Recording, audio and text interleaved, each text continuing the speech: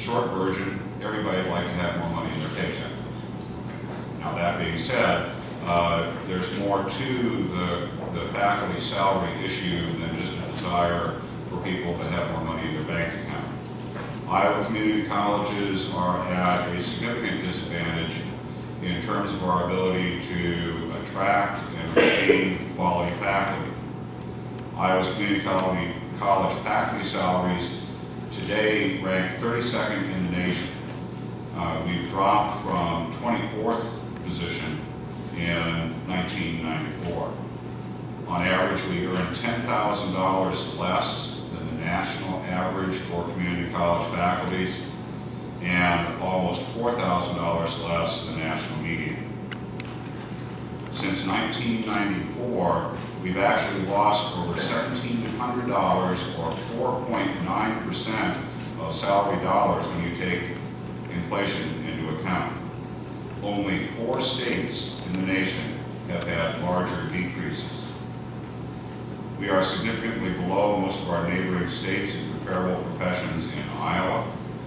As a teacher in a community college district that borders Illinois, I know for a fact that starting salaries for my peers on the Illinois side of the border are approximately $10,000 higher than they would be in the state of Iowa. That's the pool of candidates that we are trying to attract into our community college faculty ranks. We don't compete well. Just in the past year, I know that we've lost over a dozen of our faculty members, either to full-time faculty members, either to other state community colleges or to private industry because of this salary issue. Now, all that being said, I'd like to thank the legislature for the $2 million appropriation for faculty increased salaries that we received last year. And what we're asking is that the legislature commit to raising faculty salaries to 25th in the nation. This will take an additional $8 million.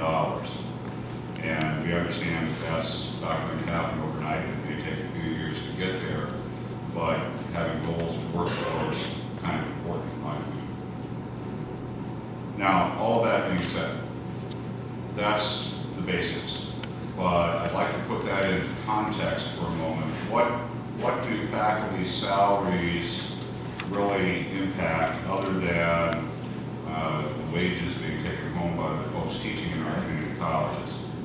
One of the most significant areas of impact, the larger context, is the quality faculty that we think every student in the community college system deserves, that they should have access to quality faculty, courses, and programs. However, due to the funding and other significant changes at the community college level, we have concerns, and part of those concerns revolve around the standards that apply to the faculty within the community college system. Community colleges have great faculty, and that includes not only full-time but also our adjunct faculty. And the missions of our community colleges rely on, could not be carried out without the tremendous adjunct faculty that we have. But due to budget constraints, our community colleges have significantly increased reliance on adjunct faculty. What you may not be aware of is that adjunct faculty are now responsible for 66% of the instructional positions in the community colleges of Iowa. Now that's based on 2006 figures. That number's actually gone up a little bit. Across the colleges, this number, we see expenditures for full-time faculty increasing 16% in the last 5 years, while expenditures for part-time adjunct faculty have increased 52% in that same time frame. Now, in 2002, the legislature eliminated licensure for the community college faculty and replaced it with quality faculty plans and minimum hiring standards. The plans, at least at an institutional level, include such things as orientation for new faculty, continuing professional development, and specific activities that ensure that the faculty are able to attain and demonstrate instructional competencies and knowledge in their subject or technical areas. These details are included in the handout that I provided to you. What you may not see immediately as you look through that is that those plans, those requirements for quality faculty are not required to apply to the adjunct faculty or to the K-12 faculty who are teaching college level courses within our system.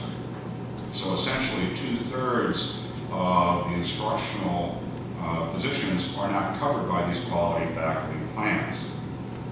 Minimum hiring standards are also included in your handout, and you'll see that arts and science instructors usually require a master's degree in a minimum of 12 hours in their instructional field. Technical instructors are required to have a bachelor's degree and 6,000 hours of work experience. Again, these standards do not apply to faculty who are teaching less than half time. So the point here, this is also a money-driven issue. Not only money to attract the quality faculty, whether adjunct or full-time, but also the funding necessary to provide quality professional development opportunities for all community college faculty, including adjuncts.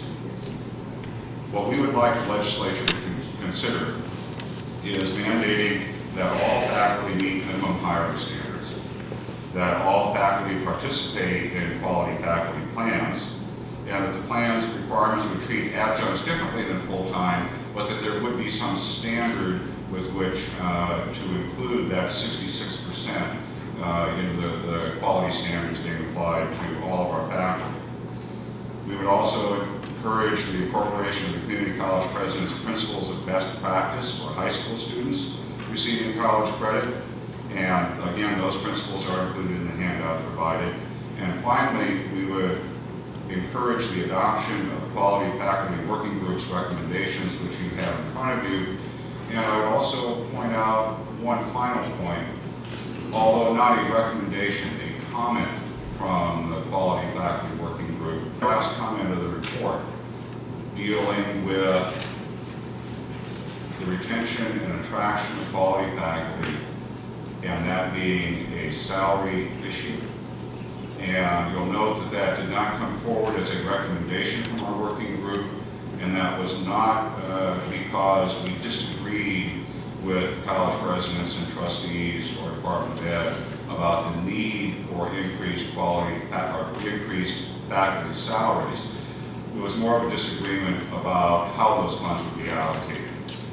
Some groups requesting that that money be folded into a larger fund, and the perspective of the faculty members of that group was as a separate faculty salary appropriation that would be used specifically for faculty salaries. So in short, that is the disagreement that you see recommended there. And at that, I'd like to stop and turn the microphone over to Donna Heavily from Western Iowa